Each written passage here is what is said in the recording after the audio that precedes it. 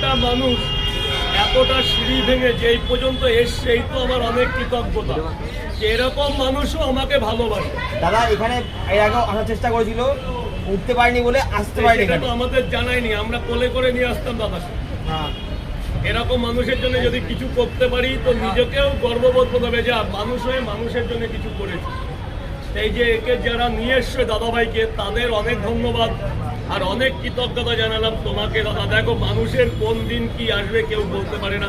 আজকে তোমার নসিবটা খারাপ বলে তোমার এই জায়গা, কিন্তু মনকে কখনো দুর্বল হতে দেবে না। মনটাকে সবসময় স্ট্রং রাখবে, মনকে এগিয়ে নিয়ে যাবে যে সবাই পারলে আমি কেন পারবো না।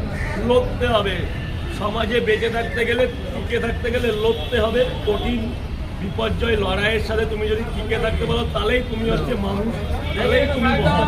তো আমি সংক্ষিপ্ত বললাম, যেহেতু ব্যবসার জায়গা। ভালো থেকো, শরীর অনেক ভালো থেকো, আর কখনো কোনো সুবিধা অসুবিধা নেই ভাইয়ের